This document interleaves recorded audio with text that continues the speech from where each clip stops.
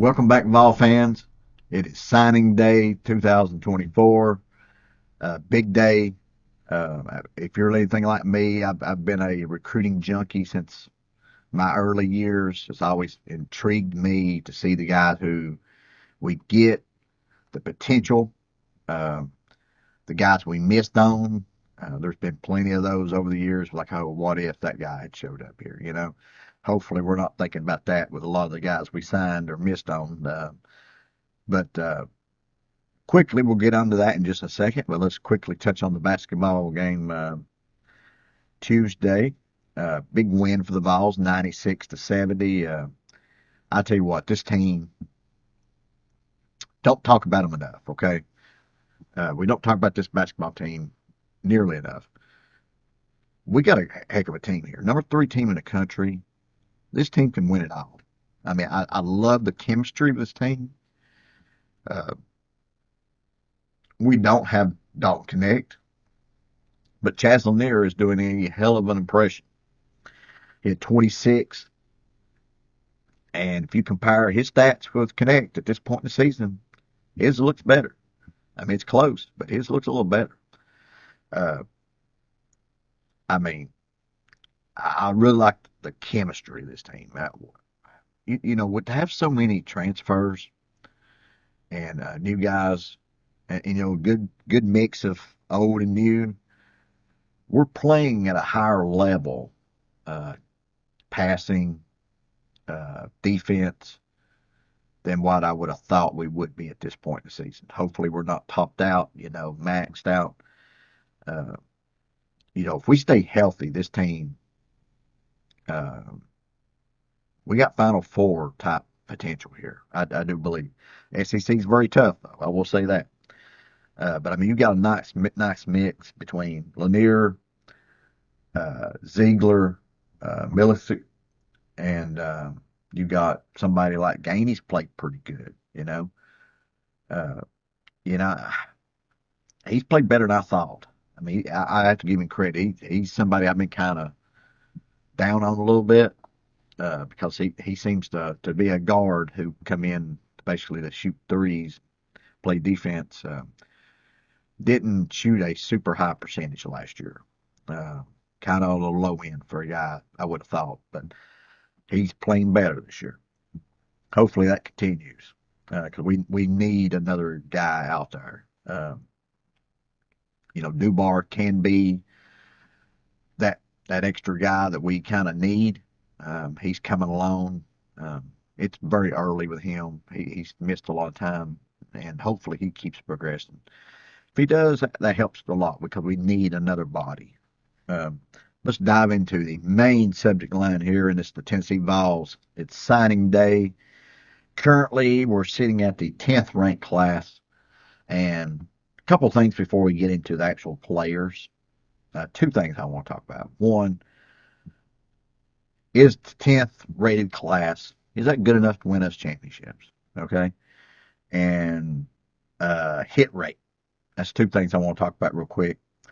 Number one, 10th rate class, and they kind of tie together. 10th rate class, is that enough generally to win championships? That's very borderline. Uh, generally speaking, probably not. Um, but I will say this. I've been following recruiting for a very, very long time. And when you pile up these classes and look at them over 4 years, generally speaking, when you go back and look 4 years later at that class, it's very disappointing. I mean, you see half the kids gone. And I mean, that's back in the old ages when kids didn't go very far. I mean, it wasn't like the transfer portal is today, where guys can be gone in a year and be 4 different schools in 4 years. So many of them got in trouble or something happened, bust, injuries, something. The classes, when you boil down to a 25 recruits class, if you got 10 guys who were either All-American, All-SEC, or some form of All-SEC kind of players who you felt like, hey, this guy could potentially get drafted. If you got 10 out of that class, that was a dang good class. Because we've had some where it's like, it was like 2 or 3, 4 by the time you 4 years down the road. It wasn't very many. I mean, a 10 out of a 25 is a pretty good class when you start having really good players. So many times we've had just a bunch of role players, players who might play for us, might not. But one thing gets me about Heupel that I really love about his classes, he don't have a lot of bust. I think in a part of that, when I'm talking about the hit rate here, he goes for good character. I mean, obviously he's going for the best players he can get, and you're going to get some bad kids in there every now and then. But I also believe like he has turned down some really good guys too, and not recruited guys who he thought was some issues. Uh, One issue, I'm gonna go give you an example here, and I'm not 100% sure on this, but Barry and Brown, I think his name's that went to Kentucky, big time wide receiver. A lot of people's like, why didn't we go hard on him? And we really didn't. Uh, and then I see that he's transferring, and that the rumors is that he was out of Kentucky, that he was a little bit of a locker room cancer. Okay, now maybe that's not true. I don't know. I mean, kid might end up here. I don't know. I don't think he will be, but and if he does, I think that rumor's probably false. But the thing about Heupel is he don't miss on a lot of these guys. They're at least good players, if not really good. Rarely do we have a guy come in here that just never plays. That's not a contributor. Uh, and I, that's impressive. Okay, you're going to have some misses, and injuries is a lot of times part of it, but his hit rate's pretty dang good. So yes, I think we can win a championship with a 10th rated class. Let's talk about the class. Okay, first of all, you got to start with any class. You got to start with the quarterback, and that is George McIntyre, borderline top 100 players, much higher rated when we got him. Uh, Heupel went after his kid, circled him, bypassed other big time quarterbacks, and went after McIntyre. He's the guy they wanted. Well, time will tell if he picked the right one because he's kind of slipped a little bit in the ratings. Not gigantically, but at one time he was considered like top 2 or 3 quarterback in this class. He slipped down just a little bit. At running back, DeJuan Morris and Justin Baker. Morris, I think, has a higher ceiling.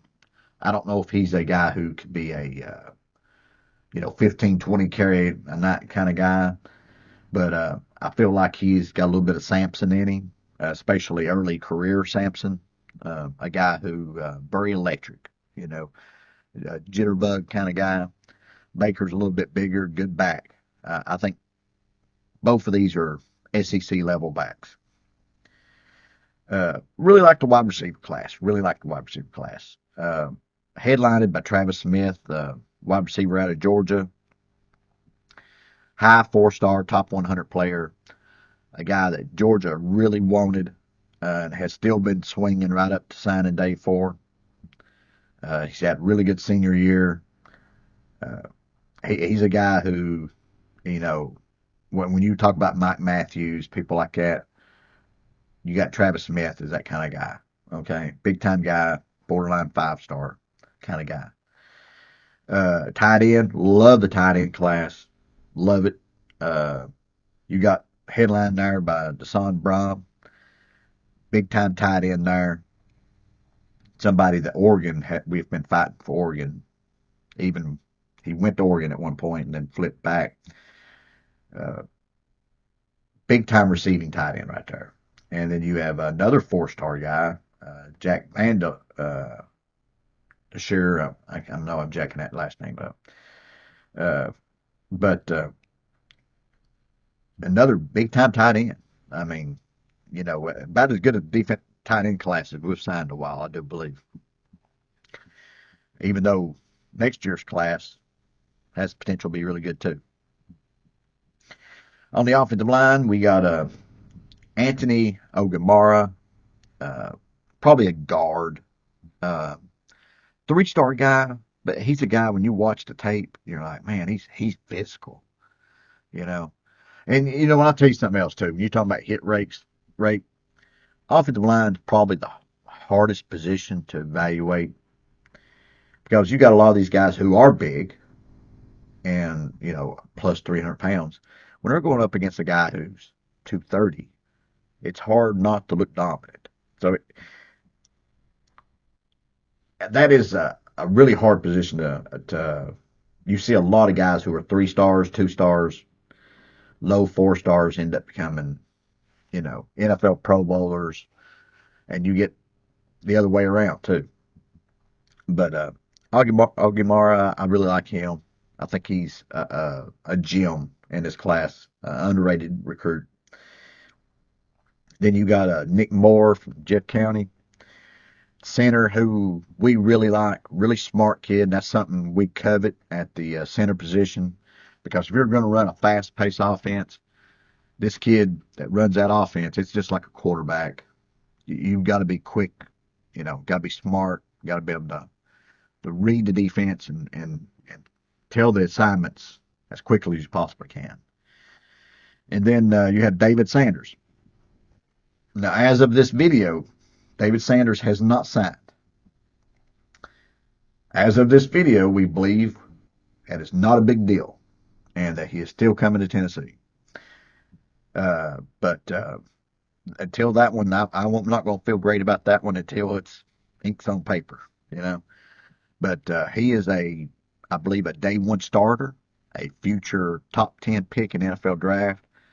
And not just that, I think he's a fantastic fit for this system. Very athletic. He's a guy who can be out there on that island and, take on guys and take on blitzers. Very quick footed. Just an outstanding offensive line prospect. Let's flip it over on the defensive side. You got Marion Dye, big time defensive end, probably strong side defensive end, pass rusher. Probably remind me a little bit, if you want a comparison, a little bit, Tyree West. That kind of who he reminds me of a little bit. Then on the weak side, you got Jaden Lofton. Not the guy we've been kind of recruiting here lately, but not a bad Leo type line defensive end.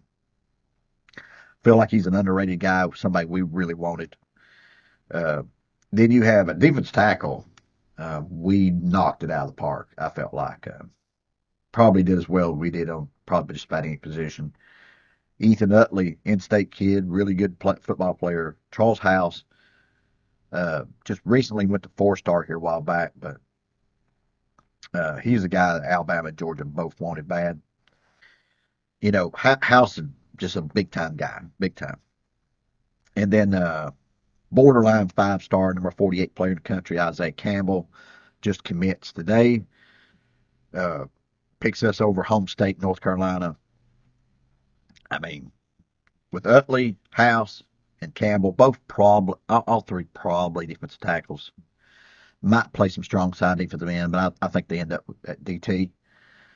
Big time gets right there. There are three guys that I could see, being in that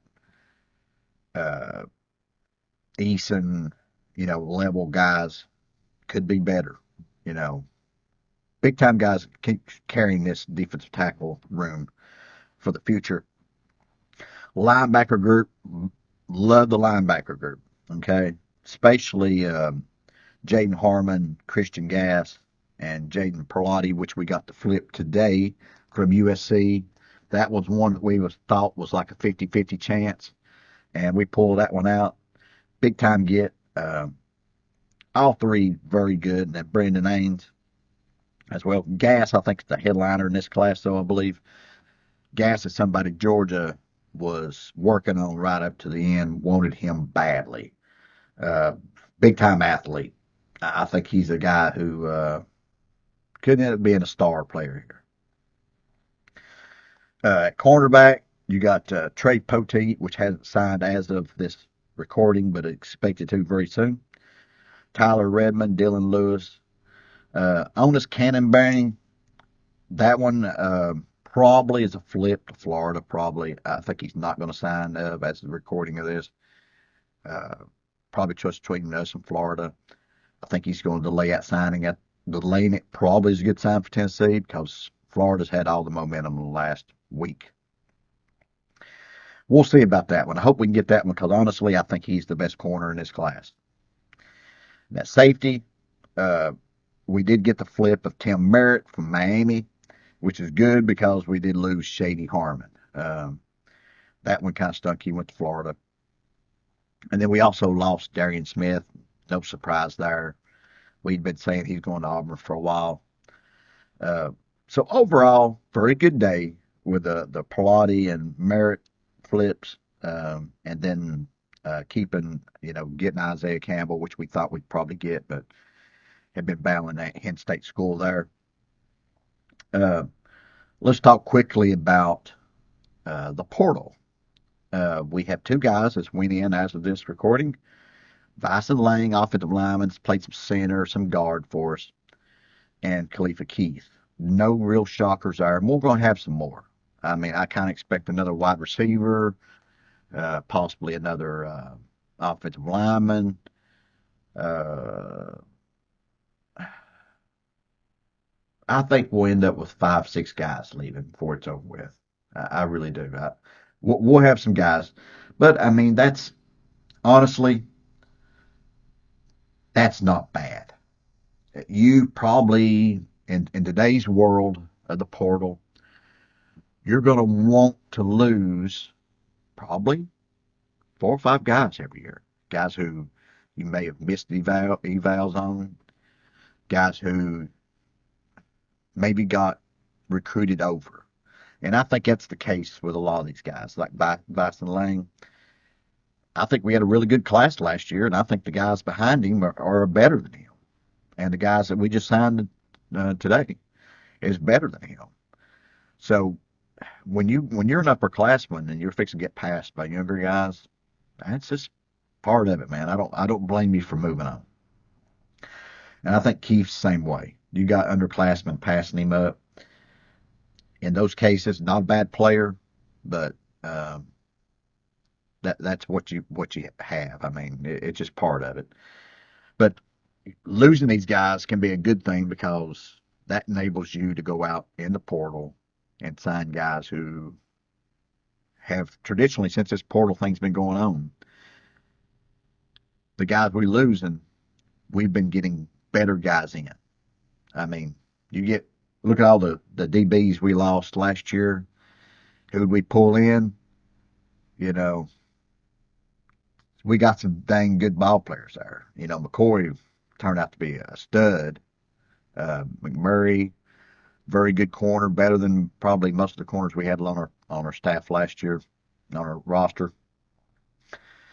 And Thomas, CSU transfer, even though he ain't played a whole lot, I expect him to play a lot next year.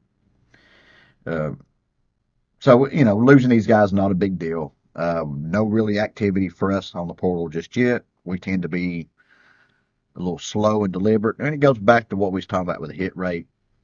Heupel, one thing I like about him, he tries to get some good kids, good culture. Uh, Sometimes you're going to get some bad ones, but man, I tell you what, he's really done a good job of we don't have near as much trouble as Georgia does, as far as like kids getting in trouble. I really like Heupel and what he tries to do here. Well, I hope you liked the video today. Remember to like, subscribe. We'll have Tim on here next time, hopefully. And hit that comment section and let us know what you're thinking about this class. Do you love it? I'd love to hear, if you're a recruiting junkie like me, who is the guy in this class that you was like, man, I wish we'd got him. He's a guy who I feel like is a star in the future. Also, tell me who you think is a guy who's underrated in this class. I'd love to hear who you think. I'll just go ahead and throw out some guys who I think are probably underrated. And generally speaking, that is every year it's every 3-star we have. I think, oh, how's he 3-star? He should have been a 4-star. But I think Gas is underrated, even though he's pretty highly rated. I think he's a future star. Uh, Charles House was very underrated. Uh, Ogimara, I think he was underrated. Um, I think Dotson and Jackson both underrated. Good ball players. Morris definitely underrated. Hopefully our DB class, because I tell you what, real quickly, love our class except for one thing, our DB group.